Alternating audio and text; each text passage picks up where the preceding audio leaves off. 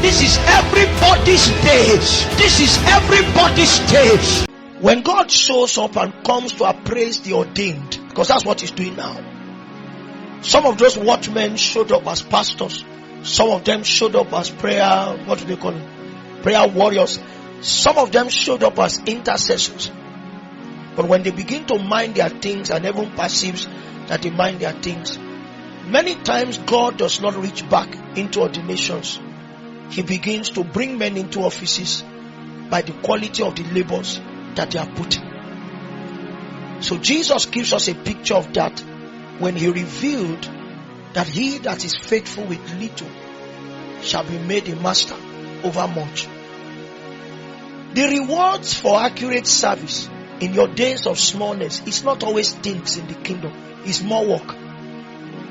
So Jesus begins to look away from the man that is ordained, and he begins to look for that young lady, that young man who was assigned only one person to pray over. That when the burden Jesus gave you was to ensure that John is saved, and you have stayed true to your intercession for John for almost a year. Jesus comes that day and you find out that John gets saved. The reason why John got saved was that the Lord needed you for another assignment, so he amplified your results. He drew it into the now. And then suddenly your heart leaves John and your heart goes to Ikorodu. It means that he has come to reward you for your faithfulness to that one person. For some people, it's not John, it's their families. That every other person in the family is weeping over the anomaly that is in the family. But every time you see the evil in the family, it doesn't give you tears in the open. It gives you tears in the secret, where you begin to plead with God. When will you show us mercy? A time comes when the captivity of that family is broken. Not so that Shola, who is laboring the family, can be free of the burden. It's so that Jesus can burden him again. And I came to announce that there will be some of you in this season whose prayers for your families, for individuals, will be suddenly answered. It is not so that you can go on a vacation. It's because there is a gap in functional expressions in the territory that God wants to fill. He wants to redeploy you. That's the second thing that he will do.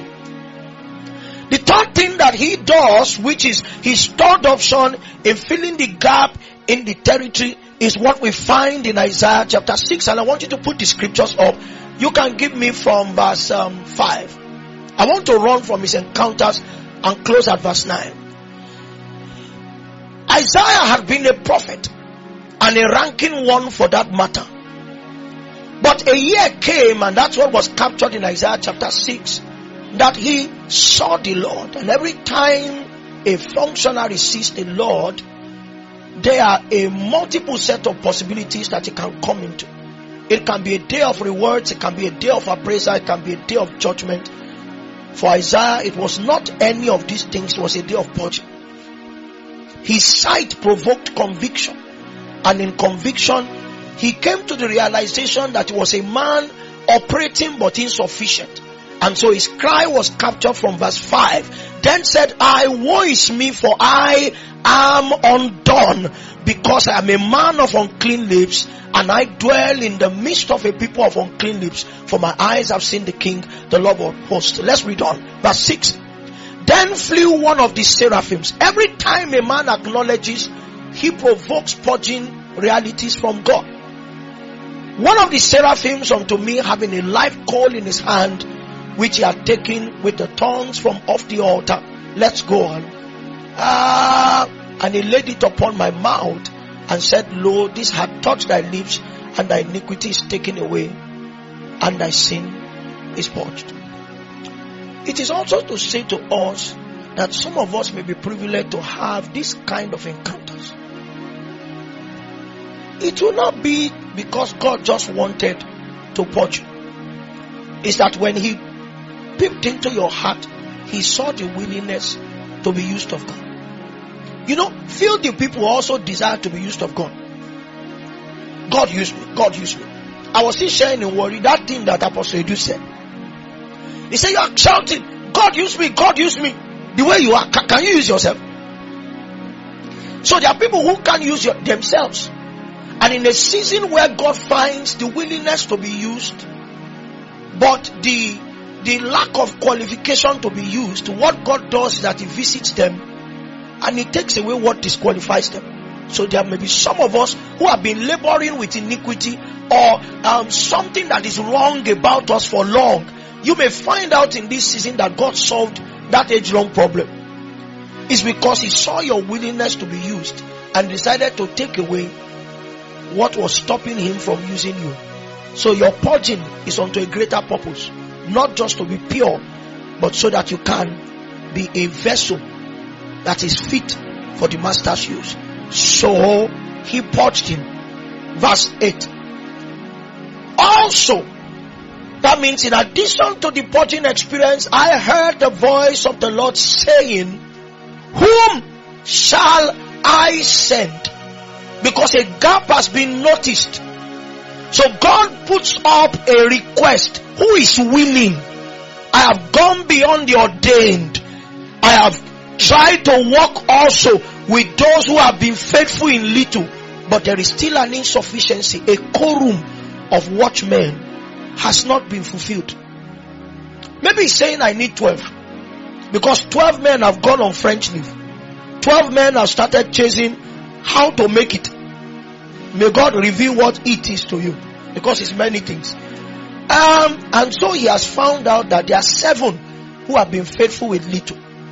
He puts them up there. But the city will still not be secured until we get 12. So He goes beyond that 7. And He looks for willing yet filthy men and purges them. He now asks a question.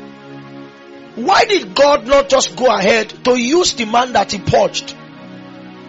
You see, God does not bully people into activity. He requested that way so that He will know if Isaiah understood the reason for His purging. We need men that we can send. We have purified a few more. But are they willing? Because there are people purified who begin to glory in their righteousness, not understanding that it was for a higher purpose. Who shall I send? And who will go for us? That second demand becomes very important, because many years ago over your territory, when God raised this question, there were many who came and said, here am I, send me. But after a few years we found out that even though they were sent, they didn't go for the kingdom. The ability to see into the spirit realm on behalf of the territory became a tool to make a merchandise of people. The ability to speak utterances, because another name for a watchman is that he's a prophetic intercessor. He needs to first see from the perspective of God before he can intercede. He doesn't intercede by emotions. He intercedes by instructions. So even if you think the problem is solved in the physical platform, as long as there's still a burden in the heart of God, He will stay there.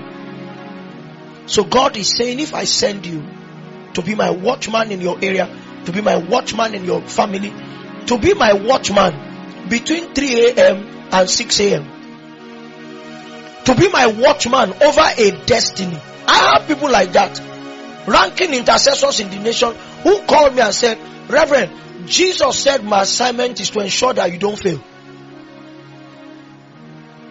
That's all. I have an elderly woman in Ilorin, a very strong prophetess. We don't talk too much, maybe 2 or 3 times in a year. Many times she just sends me messages. I have another beloved one in Ogbomoso. You've never seen her on the stage before, but very strong in the prophetic. The only thing she does is, this your new season. The Lord said this is what you are entering into. And every time it coincides with the emphasis of God to me. That woman in Ilorin this year was indoors for almost about 40 days. It was not to get power. It was that this young man will be busy this year. He must be safe. He must be accurate. I didn't employ her. It was Jesus Himself that said, see that young man, he must not fail you. My eyes are on him.